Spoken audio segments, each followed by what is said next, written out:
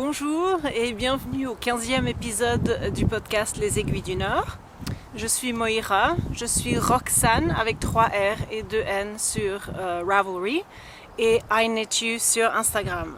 Bienvenue, je suis comme vous voyez à l'extérieur avec de l'autre côté, avec le fjord de Trondheim Fjord, juste derrière moi. Alors, il fait un temps magnifique, l'été est enfin arrivé à Trondheim, il fait à peu près 24-25 degrés, il n'y a pas un nuage dans le ciel, c'est juste magnifique.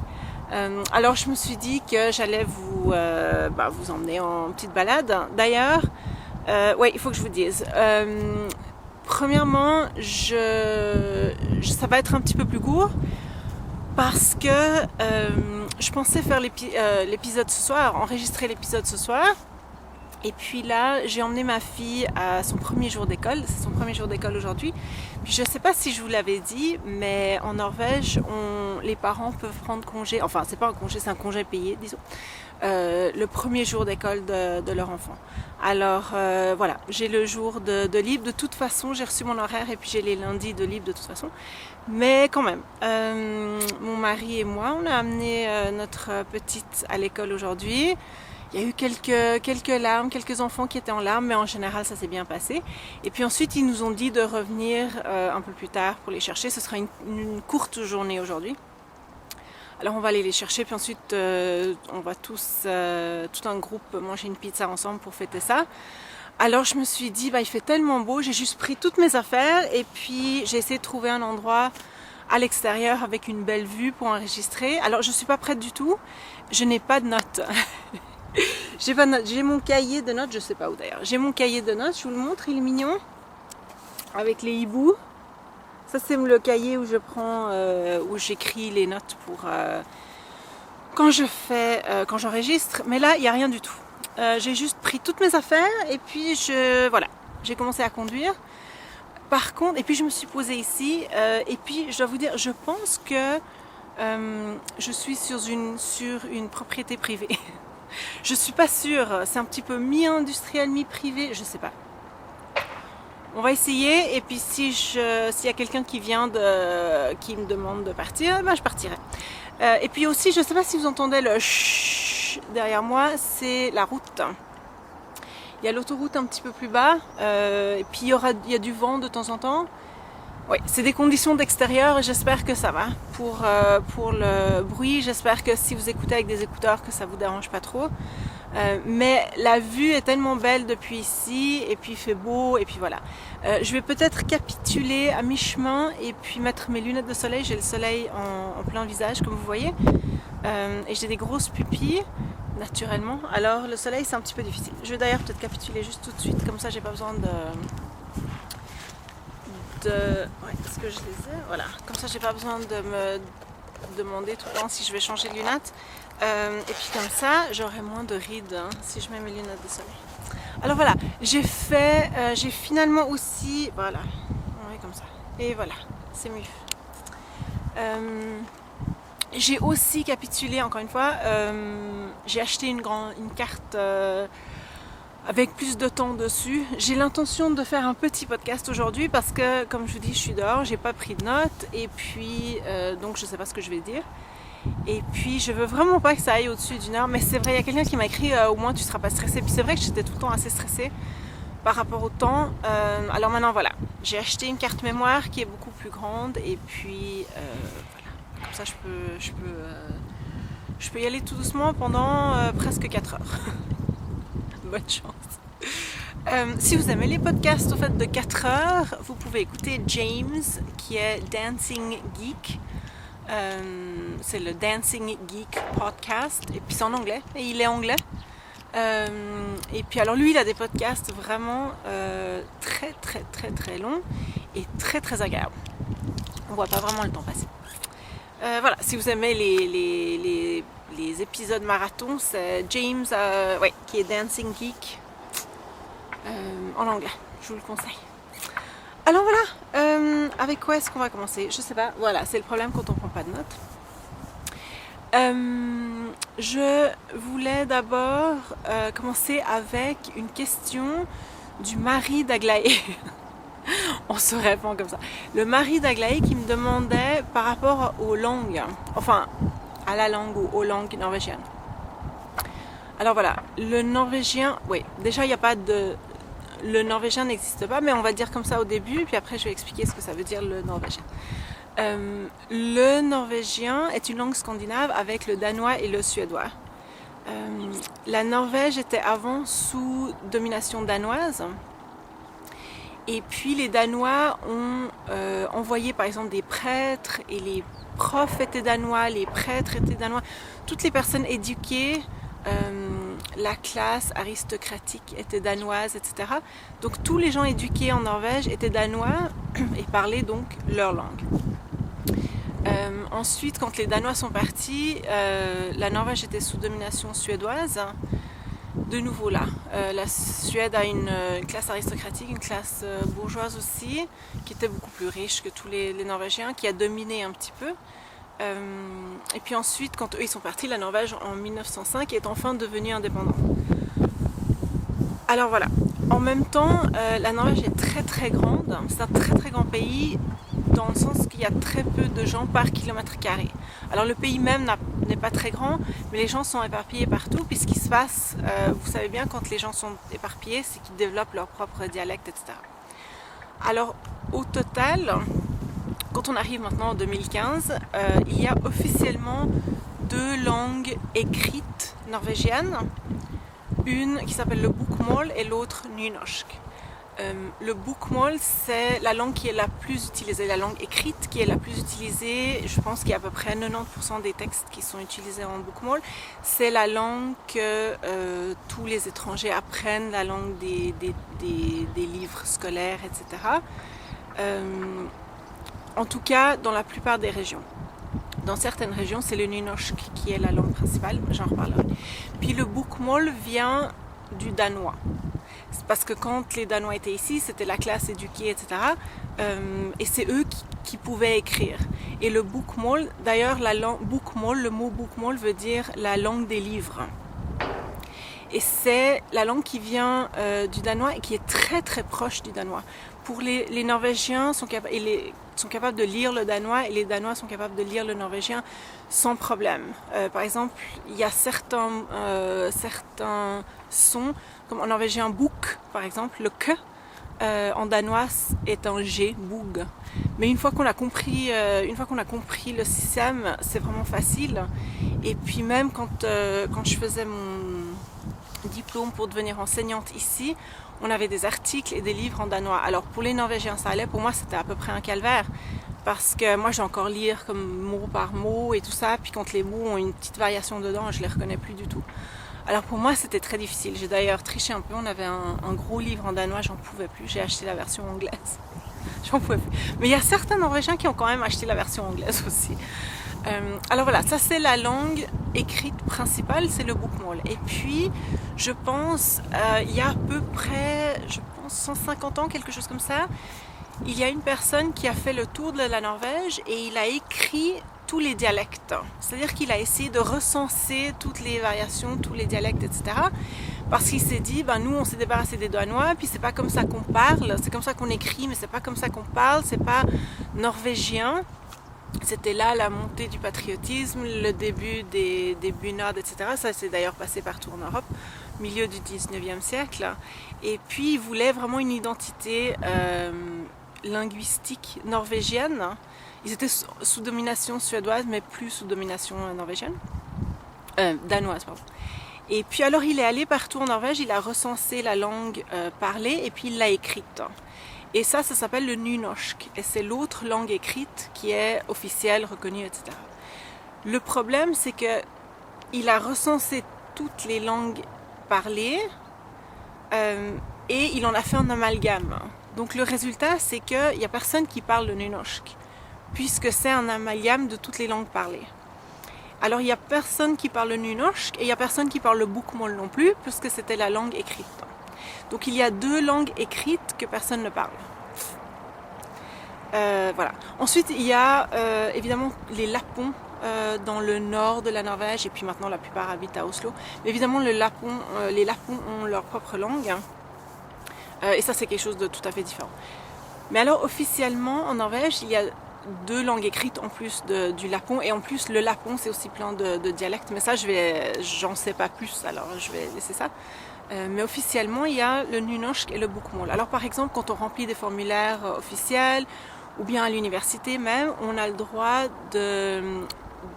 si on a un examen en norvégien, un examen par exemple, je sais pas, en maths, en psychologie comme ça, on a le droit de recevoir l'énoncé soit en bokmål, soit en nynorsk. Quand on va sur les sites web officiels en Norvège, on peut choisir soit bokmål, soit le nynorsk. Ils sont très proches. Pour les Norvégiens, c'est égal. À peu près, pour moi, c'est de nouveau très difficile. Moi, j'ai du mal avec le nynorsk parce que c'est comme le danois, c'est une variation de ce que j'ai appris et puis je suis pas assez confortable par rapport à la langue pour... ouais, ça m'amuse pas, quoi. Je suis capable de lire, mais c'est difficile, quoi. Imaginez que vous apprenez une langue et puis ensuite quelqu'un d'assez dyslexique l'écrit. C'est à peu près ça, quoi. Et je dis pas que le nynorsk c'est juste de la dyslexie, mais ce que je dis c'est que ça ressemble un petit peu à ça, c'est les mêmes lettres mais pas vraiment, c'est des mots qui sont un petit peu différents, puis pour moi c'est pénible. Et les Norvégiens à l'école, alors s'ils sont dans une région où le bokmål est la langue écrite officielle, ils sont obligés aussi d'apprendre le nynorsk. Alors à l'école ils ont les deux. Le nynorsk n'est pas une langue étrangère pour eux, mais quand ils ont leurs cours de norvégien comme nous on aurait les cours de français, ils ont et le bokmål et le nynorsk.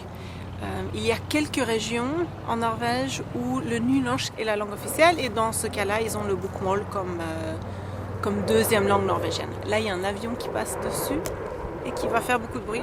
Je suis désolée. Alors voilà. Oui, moi j'ai appris le bokmål et puis moi je parle à peu près comme j'écris. J'utilise quelques mots qui sont, comme on dit, en dialecte, mais juste quelques-uns. Sinon, ce que je dis, c'est à peu près ce que j'écris. Puis évidemment, c'est comme ça qu'on repère les étrangers tout de suite.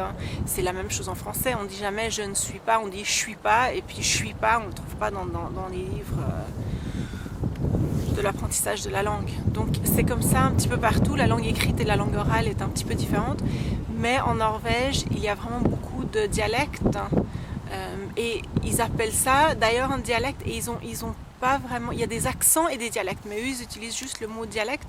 D'ailleurs ils utilisent dialecte aussi quand ils parlent en anglais. Alors par exemple ils disent, s'ils regardent un film et puis un film américain et puis il y a quelqu'un avec un accent du sud des États-Unis, ils vont dire ah, cette personne a un dialecte du sud. Or il y a juste quelques mots qui sont différents, mais ils utilisent beaucoup le mot dialecte parce qu'ici chacun a son dialecte et chacun en est très fier et chacun a le droit de le parler, etc. Et puis ensuite il y a alors la langue des jeunes qui est un petit peu différente. Par exemple en Norvège il y a le son ch qui est comme le i allemand, qui n'est pas le ch mais le ch. Et c'est en train de se perdre. Alors au lieu de dire chino, qui est chino, c'est le cinéma. Chino, ils disent chino. Les jeunes disent chino aux grandes dames des gens un petit peu plus âgés et éduqués qui voient la langue disparaître petit à petit, etc. Mais évidemment les langues évoluent. Les jeunes utilisent beaucoup de mots anglais, comme partout. Alors voilà, et puis ouais, j'ai des amis qui écrivent sur Facebook. Alors eux ils écrivent avec et la langue des jeunes et leur dialecte et le langage des textos. Moi j'arrive à lire, mais il faut que je lise presque lettre par lettre, quoi. C'est un peu difficile. Alors voilà, Aglaé, j'espère que ça répond à la question de ton mari. J'entends mon téléphone qui fait ping ping, mais c'est pas grave, je pense que vous n'entendez pas. Oui, alors c'est pour ça que moi j'ai mis pas mal de temps à l'apprendre. Alors j'ai eu un petit peu de malchance quand je suis arrivée en Norvège. J'habitais dans une ville qui s'appelle Molde, qui est à peu près à 4 heures de route d'ici. Des routes norvégiennes qui sont comme ça, mais 4 heures de route quand même. Et puis là, alors les gens parlent quelque chose qui est beaucoup plus proche du nynorsk. Alors, et les panneaux sont en nynorsk, la plupart des choses sont les menus, les choses comme ça. Alors que moi j'apprenais le bokmål. Alors je reconnaissais pas ce que j'apprenais, ou alors je reconnaissais des variations de ce que j'apprenais. Alors mon orthographe norvégienne n'est pas très bonne parce que je sais jamais comment s'écrit. Parce que évidemment, une fois qu'on choisit une langue écrite, il faut qu'on s'y tienne évidemment. Et puis j'ai un petit peu de mal parce que je vois un petit peu de tout. Et puis alors j'entends de tout aussi. Par exemple au sud de la Norvège, à Bergen et Stavanger par là, il y a à peu près 200 ans beaucoup de marchands allemands qui habitaient à Bergen, qui ont fait fleurir Bergen économiquement. Et puis alors le dialecte de Bergen, la façon de parler, l'accent de Bergen a le R qu'on a en France ou en Allemagne, alors que les restes des Norvégiens roulent les R. Alors par exemple Bergen, ici à Trondheim, et puis mon mari qui vient de Tromsø dirait Bergen en roulant le R, Bergen, alors que les gens de Bergen disent Bergen avec le R. Et moi, quand je suis arrivée en Norvège, je trouvais que cet accent-là était beaucoup plus facile à comprendre parce que j'avais étudié l'allemand et puis je trouve que l'énonciation est très très claire, la prononciation est très très claire. Mais pour la plupart des Norvégiens qui ne viennent pas de Bergen, pour eux, ça les écorche les oreilles. Hein. À Trondheim, il y a tout un dialecte compliqué qui est très compliqué. Ils mâchent leurs mots. Ils ont une prononciation très difficile. Alors vraiment, j'ai pas eu beaucoup de bol, quoi. Mais bon, ça va. Je commence à m'y retrouver. Mes élèves, je les comprends maintenant. Ça va. À moins que ce soit des jeux de mots un peu compliqués, ça va. Je comprends normalement de quoi parlent les gens. Alors voilà, pour la question, je pense que c'était à peu près tout. Pour la partie culturelle, en tout cas, je vais m'en tenir à ça. On va dire ça comme ça. Pour aujourd'hui. Et puis, je me souviens plus s'il y avait je pense qu'il y avait une autre question culturelle, mais je ne me souviens plus. Alors, on va garder l'autre question pour la semaine prochaine. Ensuite, je voulais vous parler du cal. On a un cal, un knit-along, où oui, on m'a demandé est-ce que ça peut être du crochet ou est-ce que ça peut être du filage. Alors oui, pour les trois. Tricot, crochet, filage. Ouais. Oui, pour les trois. Et ça s'appelle le cal nouveau. Alors il faut que vous utilisiez une technique qui est nouvelle pour vous. Il y a plus de détails sur Ravelry. Venez vous joindre à nous si vous n'êtes pas dans le groupe. Le groupe s'appelle Les Aiguilles du Nord. Et puis là, il y a toute une description de ce qu'il faut avec la date limite. Je me souviens plus du tout. C'était fin octobre, je pense. Je sais plus quand. J'ai pas de notes. Fin octobre parce qu'il nous faut du temps pour le cal. Et puis d'ailleurs moi mon pull, le pull que je fais dans le cadre du cal s'appelle Turquoise and Hair, le lièvre et la tortue, et je ne l'ai pas ici parce que j'ai rien fait dessus, j'ai juste acheté les bonnes aiguilles, alors c'est déjà ça, j'ai acheté les bonnes aiguilles mais sinon c'est tout. Alors ouais. Je ne l'ai pas pris parce que j'ai rien à vous montrer, j'ai juste monté les mailles sur des aiguilles qui sont trop longues et puis c'est tout. Puis ensuite j'ai acheté toutes les aiguilles, alors maintenant je suis prête, mais là j'ai eu beaucoup de choses à faire cette semaine, j'ai un tout petit peu moins tricoté, alors j'ai moins de choses à vous montrer. La première chose que j'ai 3 choses à vous montrer. Alors, la première chose, ça va être assez rapide, c'est le châle Château Rouge de Madame Tricotte. Qui maintenant ressemble à ça. Ah, je sais quelle était l'autre question. Oui, mais je vais en parler après. Ça va aller. Voilà. Alors, la lumière, je ne sais pas du tout ce que vous voyez. C'est avec la lumière du soleil, hein, mais il doit être très beau quand même avec la lumière du soleil. Voilà, alors j'ai fini la section avec les rayures. Et puis j'en suis ici au bas avec le jeu de couleurs. Hein. Qui est assez agréable à tricoter. Je sais pas si j'aurais fait... Ouais, je sais pas si j'aurais fait la même chose. Je pense que ça va donner... ça va être très joli en fin de compte, mais si moi j'avais fait une section comme ça avec un jeu de couleurs comme ça avec les 3 couleurs, je sais pas si je l'aurais fait de cette manière. Je vais juste dire comme ça que c'est peut-être ma section, la section du châle que je préfère le moins, pour l'instant. Maintenant, quand tout sera bloqué, je suis sûre que ça va être super. Parce que déjà, les couleurs sont juste magnifiques. Regardez-moi ces couleurs. Regardez-moi ces couleurs. C'est juste magnifique. C'est les gens fantastiques à l'oisiveté à Paris qui ont fait un kit, hein, qui ont préparé le kit, qui ont mis ces couleurs ensemble. Hein, et toute la laine est du Madeleine Tosh. Et ensuite Tosh Merino Light. Qui est juste en brun, donc c'est très très doux, très délicat mais très doux. Alors voilà, j'avais une question pour Madame Tricotte par rapport aux bordures dans la section du jeu de couleurs maintenant. Je lui ai écrit, elle ne m'a pas encore répondu, mais je viens de lui écrire. Hein, c'est pas... alors j'ai décidé, mais je voulais pas m'arrêter non plus, alors j'ai décidé de juste continuer comme je pensais. Puis on va voir ce qu'elle me répond. Je ne sais pas si c'est une coquille ou si c'est ce qu'on devait faire. Alors si on devait faire ce qu'elle nous disait de faire, je ne l'ai pas fait.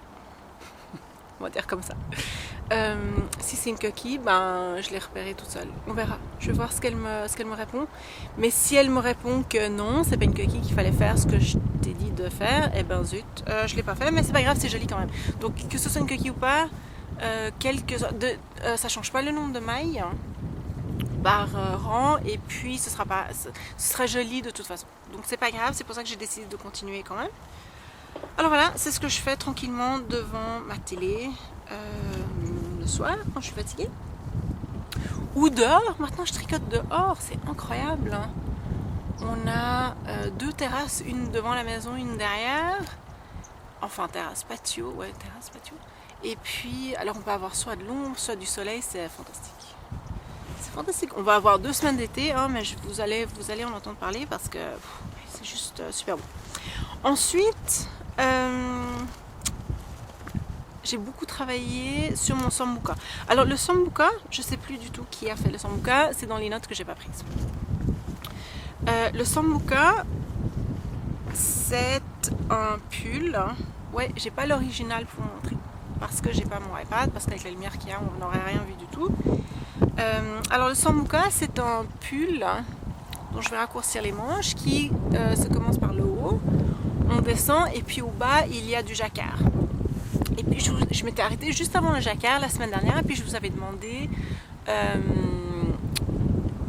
est-ce que je fais le jacquard du patron original ou est-ce que je prends un des motifs dans ce livre ici. Est-ce qu'il est à l'endroit? Non. Voilà.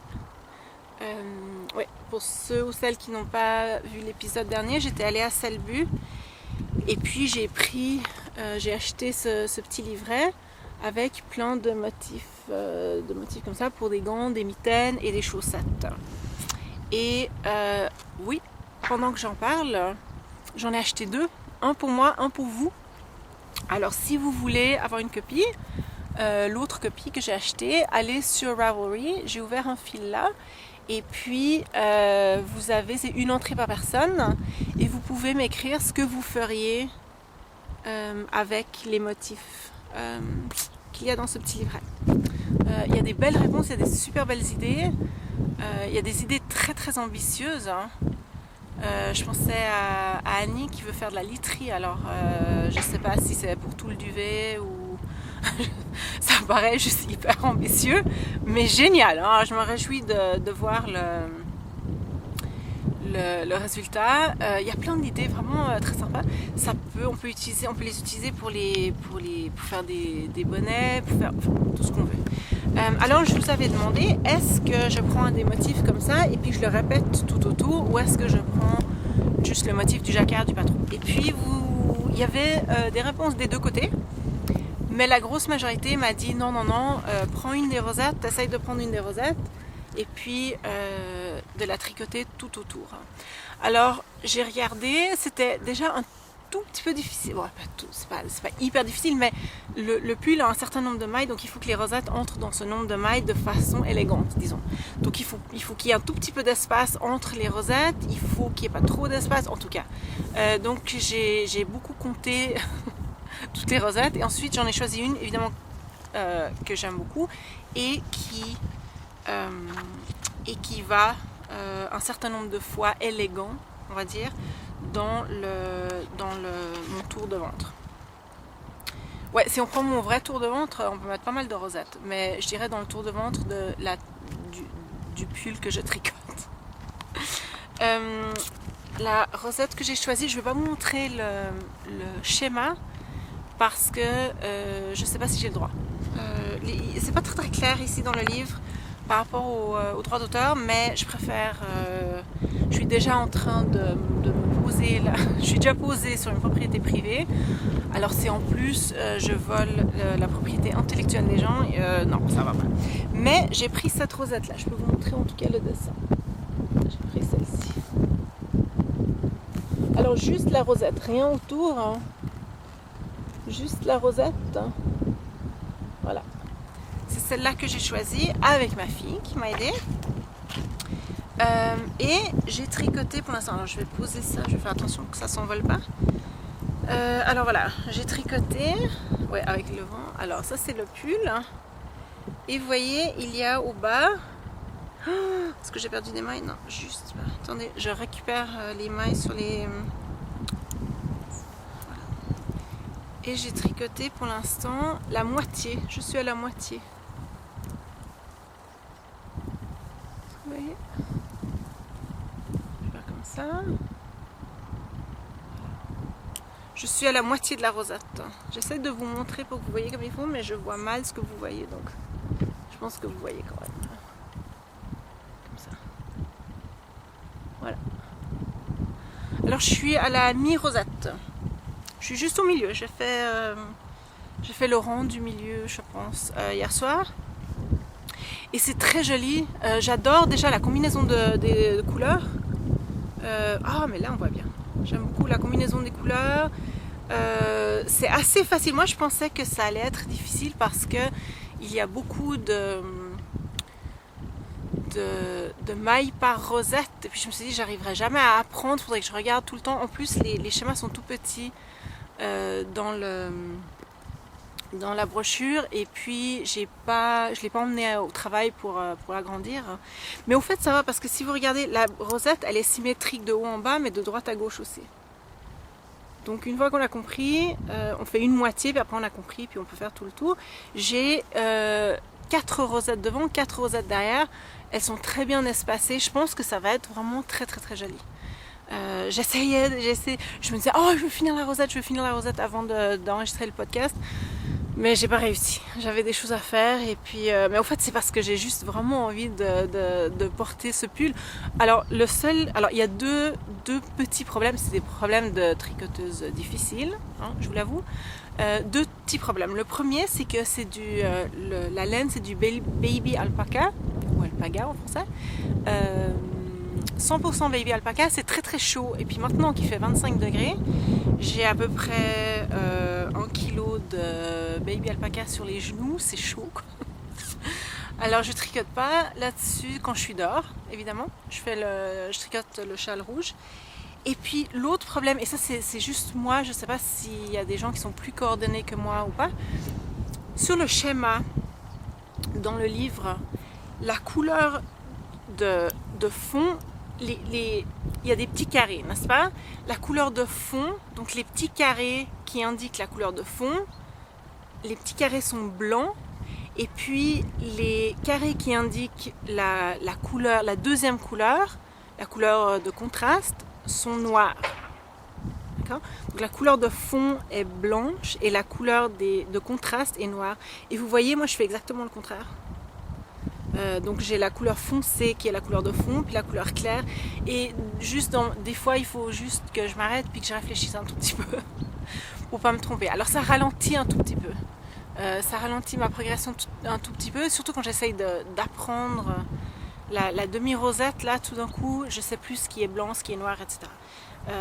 Ça me ralentit pas énormément, mais c'est vrai qu'il faut que je sois quand même un petit peu, il faut que j'ai bu mon thé, puis que ce soit un tout petit peu tranquille dans la maison, parce que sinon j'aurai une rosette.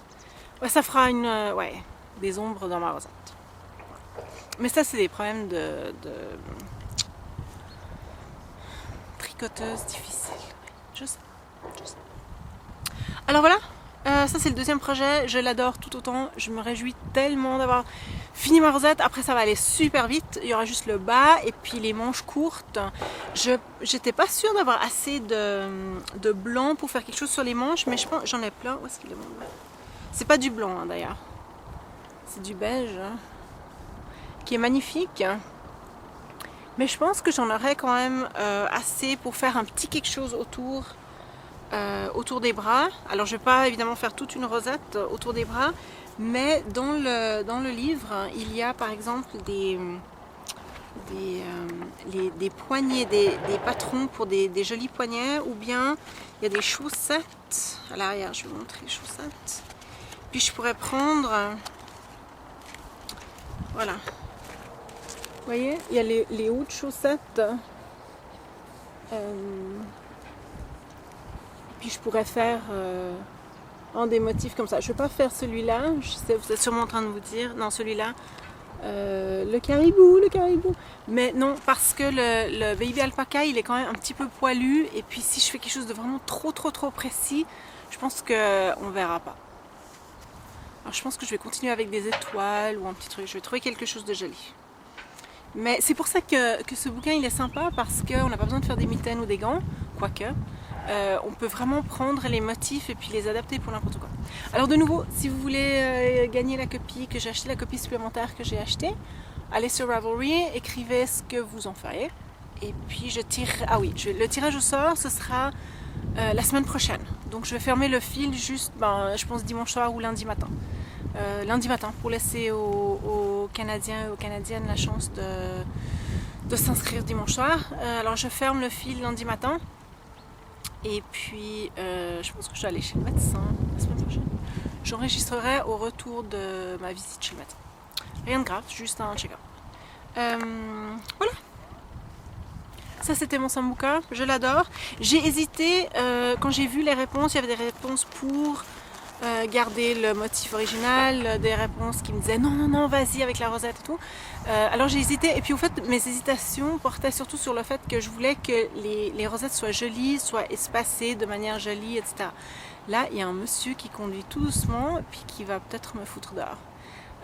S'il me fout dehors, ben voilà, je suis désolée, je vais arrêter le podcast. Mais là il conduit tout doucement, est-ce qu'il va se garer? Zut, je pense qu'il va se garer puis il va me dire de partir. On verra. Je continue à parler, mais s'il vient vers moi, je vais arrêter la vidéo, je vais me lever. Ça va être compliqué parce que je sens que je suis assise par terre sur des cailloux, puis je sens que mes jambes sont endormies. Alors je vais devoir me lever et puis lui expliquer ce que je fais et puis peut-être partir. Il y aura peut-être deux parties de ce podcast, une depuis ici et l'autre depuis la prison. Ah, il s'en va. Voilà.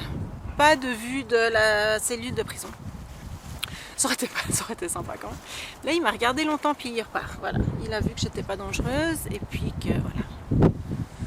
Ouf, il y a autour de moi, il y a juste de l'autre côté. Je vais prendre d'ailleurs à la fin, je vais prendre la caméra, puis je vais vous montrer la vue. Je vais faire un espèce de 360 degrés. Je vais essayer de ne pas me casser la figure, parce que vraiment, je sens plus mes pieds. Mais il y a une petite usine. C'est pas une usine, mais c'est un espèce de... Comment on appelle ça? Ah non, il habite juste à côté. Bref, j'arrête d'en parler. Il est juste venu voir ce que je fais et puis il est reparti. Tout va bien. La troisième chose que je voulais vous montrer, je pense que la dernière fois, je vous ai montré mon filage. J'avais 2 brins et voilà. Je les ai filés ensemble et ça a donné ça. Alors, je vais le rapprocher pour que vous voyez, voilà, comme ça. Vous voyez les brins. Ouais. C'était, on va dire, c'était pas une expérience, mais c'était... disons que je savais que ça allait pas être mon meilleur filage, parce que de un, j'utilise un nouveau rouet. Là, on voit un petit peu, c'est un petit peu mieux. J'utilise un nouveau rouet. Et ça, il faut apprendre à régler, etc. Et en début du nouveau rouet, c'était de pouvoir filer plus fin. Donc, il y a des réglages que j'avais jamais utilisés avant, etc. Voilà. Et ensuite, ce fibre, c'était en fait 7 fibres. C'était en fait 3 fibres qui étaient ensemble, mais pas vraiment ensemble. J'ai eu beaucoup de mal avec le bambou, j'ai eu beaucoup de mal. En tout cas, c'était vraiment pour m'entraîner. On va dire ça comme ça. Donc je suis pas mécontente. J'en ai 435 mètres à peu près. C'est un petit peu compliqué de mesurer le nombre de mètres. Il y a un petit, on va appeler ça un petit bidule. Hein, petit bidule qui est utilisé, je pense. Enfin, à la base, c'était pour mesurer le fil de pêche. Alors, c'est un petit bidule qui est comme ça, mais un peu petit. Puis, on met le fil dedans et puis on tire et ça compte le nombre de mètres. Le problème du petit bidule, c'est qu'il est fait pour le fil de pêche, qui est déjà de 1 beaucoup plus petit, puis de 2 beaucoup moins délicat. Et de passer de la laine filée à la main dans le petit bidule... ouais, j'ai entendu des gens qui n'étaient pas super satisfaits de ce qui se passait avec la laine après quand elle avait passé, quand elle avait passé par le petit bidule. Je sais pas du tout combien, je sais pas du tout comment ça s'appelle, compteur de, je sais pas. Alors ce que moi je fais, c'est que je mets toute la laine autour de mon embobinoir, je pense que ça s'appelle comme ça, et puis je mesure, disons, un tour et je multiplie par le nombre de tours que j'ai. Alors c'est à peu près. Ouais. Mais 435 mètres, puis c'est à peu près. Alors 435 mètres pour le nombre de grammes que j'avais, ça donne à peu près du worsted. Alors voilà. Ce serait 2 chapeaux, bien moi j'avais pensé une écharpe, hein, parce que comme je peux pas faire quelque chose qui soit trop précis parce que c'est un petit peu épais des fois, un petit peu fin des fois, les couleurs sont quand même un petit peu, on va dire, fantaisie, mais peut-être une écharpe, hein, parce que là une écharpe c'est pas si grave, puis je peux juste tricoter jusqu'à ce que j'en ai plus. Une écharpe avec une écharpe, disons, assez facile, sans trop de motifs, sans trop de... Peut-être, je sais pas. Une écharpe, peut-être. Si vous avez un bon patron pour une écharpe bien chaude, dites-moi.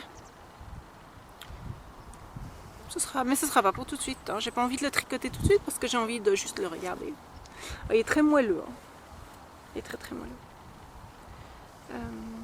Et puis maintenant, je me souviens de l'autre question. Mais l'autre question, elle était très compliquée. Je regarde, j'ai un petit peu de temps. L'autre question était au fait, j'ai eu 2 questions. Et puis ces 2 questions qui sont presque identiques, mais pas tout à fait.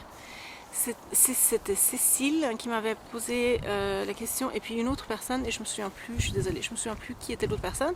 Et j'ai pas de notes. Mais la question était, est-ce que tu peux expliquer l'histoire de la taille des laines? Et puis je pense que quand j'ai relu la question de Cécile, c'était pas d'expliquer l'histoire de la taille des laines, mais c'était de dire ce qu'on pouvait faire avec les différentes tailles des laines. Alors je vais prendre l'autre question d'abord et ensuite la question de Cécile. Les tailles des laines, il y a plusieurs façons de déterminer la taille des laines. Et puis c'est pas une science qui est très très précise. Il y a aussi des choses qui sont un petit peu vieillottes, hein, qui ne nous conviennent plus vraiment maintenant. Mais je vais quand même essayer d'expliquer. Je vais prendre ici... Ouais, je prépare ma pelote pour expliquer. La taille des laines, c'est juste l'épaisseur de la laine. Qu'elle ait 1 brin ou 25 brins, ça n'a rien à voir, c'est juste l'épaisseur de la laine. Alors par exemple, les laines, ce qu'on dit à chaussette, sock yarn, normalement c'est du fingering. Mais si vous regardez le système anglais va vous dire c'est un 4-ply. Et 4-ply, ça veut dire 4 brins. Le problème, c'est que c'est un système qui ne nous convient plus du tout parce que maintenant, si vous regardez le Madelinetosh, ça c'est du Madelinetosh. Fingering, c'est du light fingering, j'y reviendrai, et c'est juste un brin. Donc maintenant on est capable de faire des brins de taille, vraiment très variable. On peut faire une laine worsted avec juste un brin. Il ne faut pas en faire des chaussettes par contre. Moins il y a de brins, plus la laine est délicate. Et les brins, ce sont les fils, disons, à l'intérieur de la laine. Alors comme je t'ai dit, le Madelinetosh, il y a juste un brin. Ma laine ici, elle en a 2. Ouais, mais ça c'est pas un bon exemple par contre. Et vous savez, pour savoir combien de brins il y a, je vais tirer en espérant. Vous prenez la laine comme ça, puis vous la tordez pour qu'elle s'ouvre. Pas pour qu'elle soit plus serrée, mais vous la tordez pour qu'elle s'ouvre, et là vous pourrez compter le nombre de brins. Plus il y a de brins, plus elle est solide. Évidemment, ça dépend ce que c'est. Si c'est du baby alpaca, ce sera jamais une laine à chaussettes. Mais une laine à chaussettes avec un brin, elle va vous faire 2 jours, hein, la chaussette. Plus il y a de brins, plus elle est solide. Voilà, alors la taille de la laine dépend de l'épaisseur de la laine. Et ça, on peut pour compter, alors il y a plusieurs manières de compter. On peut faire, par exemple, il y a un tableau, puis on regarde le nombre de mètres par gramme. Et c'est comme ça que j'ai décidé que ça, c'était du worsted. Parce que elle fait à peu près, cette laine-ci fait à peu près 180 mètres par 100 grammes. J'ai plus que 100 grammes, j'ai 435 mètres, mais pour 100 grammes de cette laine, elle fait 180 mètres. Alors que la fingering, qui est beaucoup plus mince, beaucoup plus fine, elle fait à peu près 400 mètres par 100 grammes. Donc plus une laine fait de mètres par 100 grammes, plus elle est fine. Et dans le système américain, alors la plus fine, toute plus fine, ça s'appelle cobweb. Cobweb, c'est une toile d'araignée, et ça c'est presque c'est aussi fin que du fil à coudre. Alors pour tricoter ça, bonne chance. Hein. C'est possible, évidemment, il y a des gens qui font des châles absolument magnifiques, mais c'est tout petit, tout petit. Cobweb, ensuite lace. Lace, c'est pour faire de la dentelle. Et je sais que vous avez un autre mot pour la dentelle, mais je me souviens plus. Mais c'est pour faire... On peut faire... Ouais, ça je reviendrai à ça. Lace, ça veut dire dentelle, c'est le mot pour la dentelle. Et il y a beaucoup de châles, mais pas seulement des châles. Cécile, je reviens à ça. En dentelle, en lace. Ensuite, light fingering. Et la Madeleine Tosh, elle est presque light fingering. C'est comme la laine à chaussettes, mais un peu plus mince. Ensuite, fingering. Ensuite, sport. Ensuite, DK. DK, ça veut dire double knit. Et c'est le double de la fingering. Donc, le double d'épaisseur de la fingering, DK. Ensuite, worsted. Et puis ensuite, il y a Aran. Mais Aran et worsted sont parfois de la même épaisseur. Parce que ça, ce sont des systèmes qui ont été développés ici ou là. Puis après, on a fait un amalgame. Puis ça n'a plus beaucoup de sens. Ensuite, il y a bulky, super bulky, etc. Alors, la façon de décider de l'épaisseur d'une laine, c'est soit le nombre de mètres par 100 grammes, soit on a... Ah, je ne l'ai pas pris. Quand on file, on a un autre petit bidule qui ressemble à une règle. C'est une petite règle et il y a 1 pouce. C'est une règle de 1 pouce, donc 2,54 cm. Et ce qu'on peut faire, c'est qu'on tourne la laine autour de cette petite règle et on regarde le nombre de fois, le nombre de fils qu'on peut mettre autour de la petite réglette pour 1 pouce. Donc évidemment, plus la laine est mince, plus on peut en mettre. Donc on compte combien de fois on a fait le tour sur la petite réglette. Ce qui est... Ouais, moi je n'utilise pas ce système parce que de toute façon tous les systèmes sont un petit peu... disons que tous les systèmes ont de la marge, on va dire ça comme ça. Mais le problème avec ce système qui s'appelle wraps per inch, le nombre de tours par pouce, wraps per inch, c'est qu'ils ne nous disent pas si on peut les serrer ensemble ou bien si on laisse la laine respirer un petit peu. Alors évidemment, si on pousse toute la laine ensemble, on peut mettre plus. Donc c'est pas exact non plus. Alors les wraps per inch, ça nous donne à peu près une idée, mais moi je trouve que le nombre de mètres par 100 grammes, ça suffit comme système. Et c'est comme ça que je sais, moi, tout de suite, dans quelle catégorie est une laine. Si je vois une pelote, alors une pelote avec 50 grammes, et puis c'est écrit par exemple 200 mètres, là je sais que c'est 400 mètres par 100 grammes et c'est de la fingering. Au bout d'un moment, on l'a un petit peu dans la tête. 200 mètres, c'est worsted. 250 DK. En tout cas, c'est à peu près ce que j'ai dans la tête. C'est comme ça que je sais. Pour worsted et DK et Aran, il faut regarder parce que si vous avez par exemple la laine où c'est écrit DK et puis qu'il vous faut un worsted, ça ne veut pas forcément dire que c'est trop petit. Ouais, il faut juste regarder le nombre de mètres par 100 grammes. Alors si par exemple vous allez sur Ravelry et vous regardez un patron, puis le patron vous dit d'utiliser de la fingering, regardez quand même, ou bien surtout pour worsted et DK, disons qu'un patron vous dit utilisez worsted, la laine worsted, puis vous avez du DK. Regardez quand même la laine qu'ils ont utilisée comme exemple. Et puis ce sera écrit le nombre de grammes, le nombre de mètres par 100 grammes. Et regardez ce que votre laine a vous. Et si elle est à peu près proche, c'est pas grave si ça s'appelle du DK, ça va aller. Si vous tricotez de la même manière, vous devriez avoir le même nombre de mailles par, je sais pas, enfin, votre échantillon devrait ressembler au leur. Donc c'est ça. Puis certaines laines, c'est écrit le wraps per inch, mais moi le wraps per inch, je trouve que c'est pas une méthode très très fiable. C'est juste pour moi. Déjà, il faut avoir la petite réglette. Et puis, il n'y a pas de consensus par rapport à comment on met la laine dessus. Donc, je sais pas. On devrait, en principe, je sais qu'on ne devrait pas la serrer. Donc, on devrait faire ça de manière naturelle. Mais après... Alors, voilà. Ça, c'est pour déterminer la taille de la laine. Donc, plus elle est épaisse, plus on monte. Donc, on commence à cobweb, ensuite lace, ensuite light fingering, sport, DK, worsted, Aran, bulky, super bulky, chunky. Après chunky, puis après c'est des trucs, c'est énorme. Puis chunky, je pense que chunky n'a pas de mesure parce que c'est juste tout ce qui est beaucoup plus gros. Voilà. Alors voilà. Alors si vous voulez, au lieu d'un DK, vous pouvez prendre 2 fils de fingering par exemple. Ouais. Juste une idée. Alors ça c'est la première partie de la question, ça c'est les différentes catégories, c'est ce qu'on utilise aux États-Unis.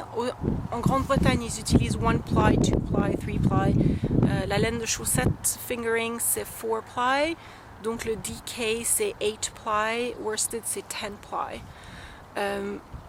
Moi je trouve que ça prête un petit peu à confusion parce que ply c'est brin et puis maintenant, avant la taille du brin était standard parce qu'ils avaient des machines, ils pouvaient pas régler, etc. Donc si toutes les machines sont standards, ça allait. Maintenant ça va plus.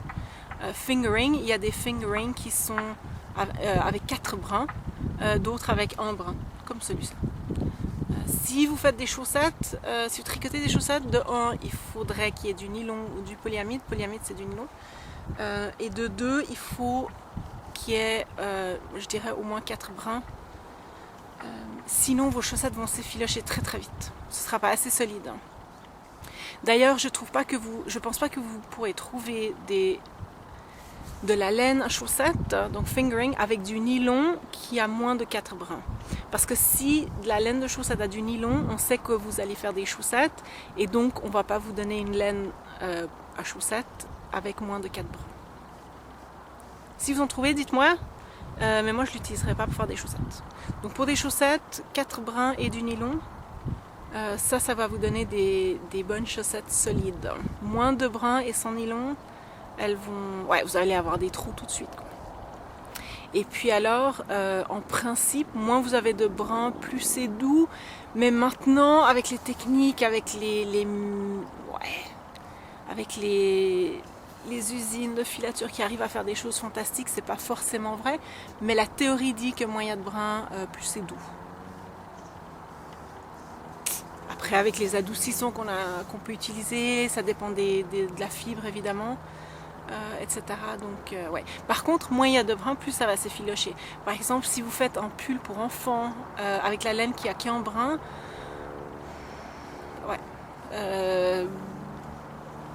le pull il va pas durer longtemps. De 1, les enfants courent partout et se cognent partout, etc. Donc, ça va, vraiment ça va s'effilocher. Puis après, au lavage, ça va pas aller. ça va pas aller.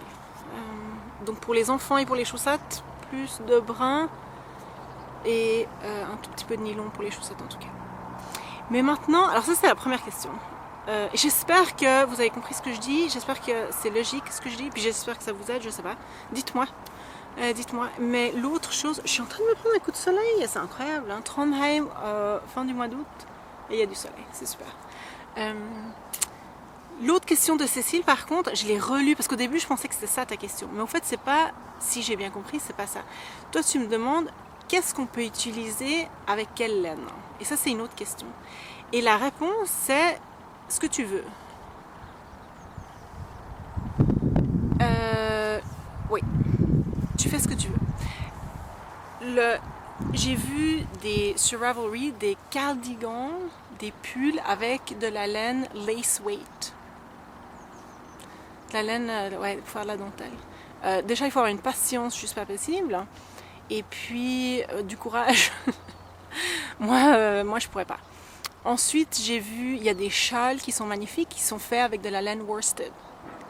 Donc, ce qu'on peut faire avec quel type de laine, c'est à peu près tout avec n'importe quoi. C'est vrai que les laines qui sont très très épaisses, par exemple worsted ou aran, pour faire des pulls pour les tout petits bébés, les pulls sont très jolis, c'est mignon, ils ressemblent à des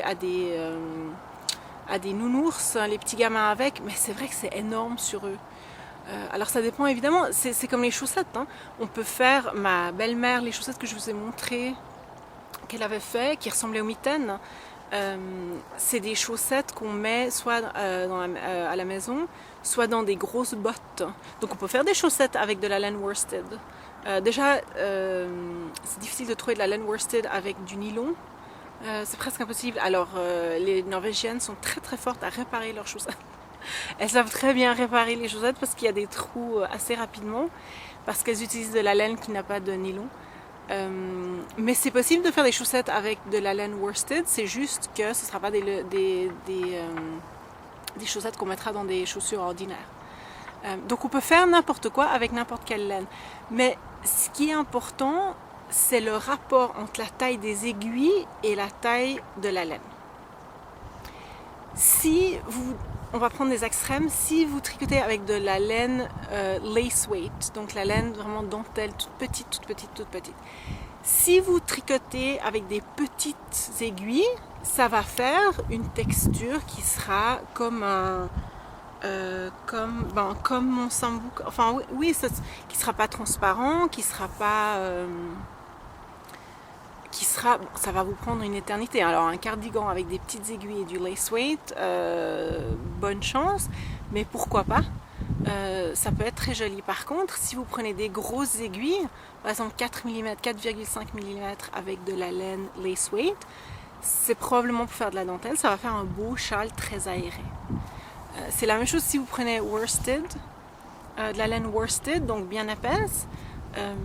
Si vous utilisez de la laine, des aiguilles par exemple qui sont de 4 mm et demi, 5 mm, ça fera un pull, un chapeau, ce qu'on a l'habitude. Mais vous pouvez très bien prendre des grosses aiguilles, je sais pas, de 10 mm et faire de la dentelle. Ce sera très gros, mais ce sera bien aéré. Et puis si vous prenez des toutes petites aiguilles, par exemple des aiguilles à chaussettes 2,5 mm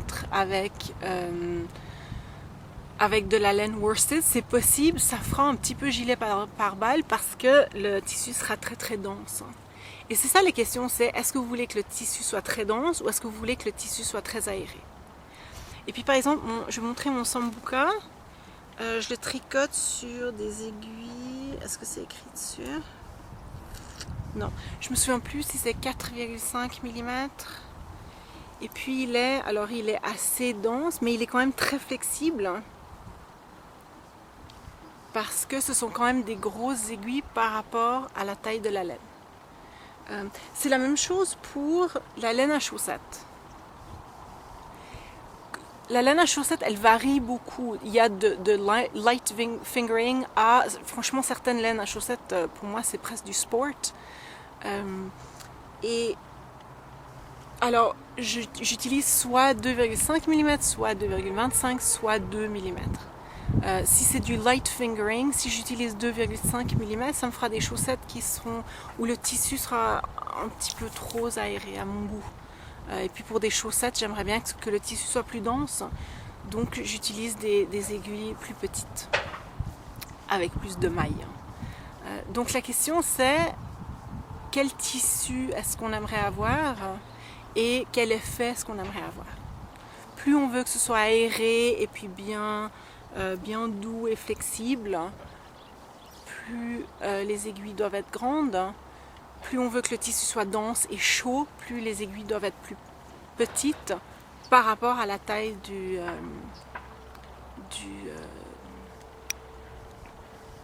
la laine. Alors je sais par exemple quand on achète de la laine en Norvège, c'est écrit quelle taille d'aiguille on doit utiliser. Je ne sais pas pourquoi, parce qu'on utilise ce qu'on veut. Mais après la question c'est de quoi est-ce qu'on veut que ça ait l'air. Et puis oui, alors c'est ce que je voulais dire, pardon. La laine à chaussettes, pour faire des chaussettes, on utilise des aiguilles entre 2 et 2,5 mm, disons. Par contre, on prend la même laine et on utilise des aiguilles de 4 mm ou 4,5 et on en fait un châle. Qui est beaucoup moins, avec un tissu beaucoup moins dense, mais qui est plus aéré, plus flexible, etc. Alors voilà, là il y a un monsieur qui vient avec un téléphone, je me demande si c'est le même, puis maintenant il vient sans sa voiture, juste à pied pour me demander ce que je fais là. Alors je pense que je vais m'arrêter là. Oui, je pense que je vais m'arrêter là, parce que je vous ai raconté plein de choses, parce qu'il faut que je retourne à l'école chercher ma pauvre petite qui était un tout petit peu traumatisée ce matin, pas trop, mais quand même un petit peu. Et puis parce que je suis visiblement sur une propriété privée. Alors je vous retrouve lundi prochain. J'ai reçu mon horaire de l'école et puis je ne travaille pas les lundis. Alors mon jour de podcast, ça continuera à être les lundis. C'est très bien comme ça. Je vais me lever maintenant. J'ai une robe, alors j'espère ne pas vous montrer trop. Et puis je vais me lever et puis je vais faire un petit tour du fjord. Et puis ensuite je vais partir parce que le monsieur il vient puis il est au téléphone. J'espère qu'il n'est pas en train d'appeler la police. Voilà, alors à la semaine prochaine. Au revoir.